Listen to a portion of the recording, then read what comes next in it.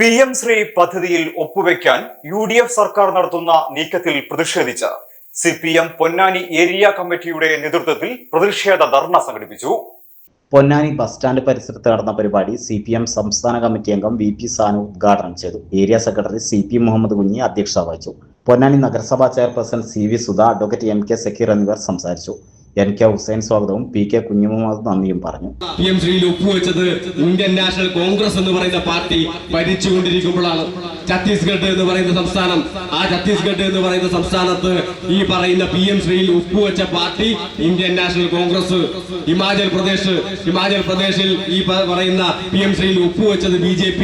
അതിനുശേഷം അധികാരത്തിൽ വന്ന് ആ പദ്ധതിയുമായി മുന്നോട്ട് പോകുന്ന പാർട്ടിയുടെ പേരാണ് ഇന്ത്യൻ നാഷണൽ കോൺഗ്രസ്. എന്തെങ്കിലും മാറ്റം വരുത്തിയിട്ടുണ്ടോ? ഒരു മാറ്റവും വരുത്തിയിട്ടില്ല. അവര് പറയുന്ന രീതിയിലേക്ക് അവിടുത്തെ സിലബസ് മാറ്റിയിട്ടുണ്ട്. അപ്പൊ കോൺഗ്രസ് എന്ന് പറയുന്ന പാർട്ടിക്ക് ഈ PM ശ്രീ പദ്ധതിയുമായി ബന്ധപ്പെട്ട് എന്തെങ്കിലും ഒരു നയമുണ്ടോ? ഉണ്ട്. ആ നയം BJPയുടെ നയമാണ്. ആ നയം RSSന്റെ നയമാണ്. BJP എന്ത് പറയുന്നു, RSS എന്ത് പറയുന്നു, അത് നടപ്പിലാക്കുക എന്നുള്ള നയമാണ്. കേരളത്തിൽ മാത്രമല്ല, ഇന്ത്യ ഒട്ടുക്ക്.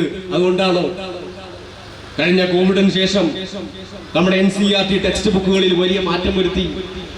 NCERT ടെക്സ്റ്റ് ബുക്കുകളിൽ പാഠഭാരം അധികമാണ് എന്ന് പറഞ്ഞുകൊണ്ട് വെട്ടുന്നത് എന്തൊക്കെയാ?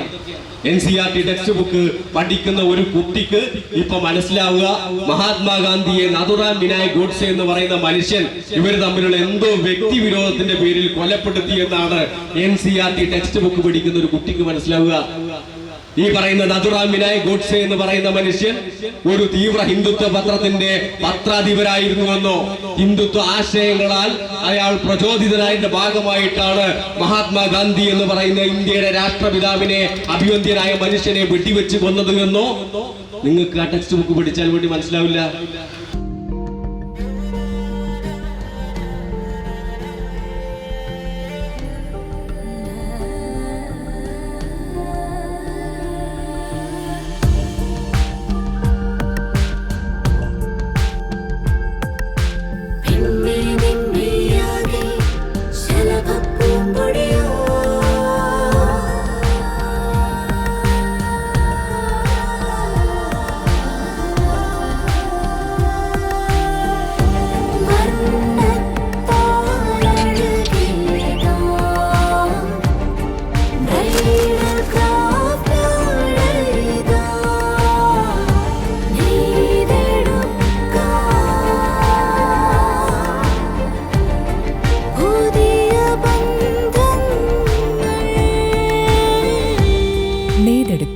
പുതിയ ബന്ധങ്ങൾ.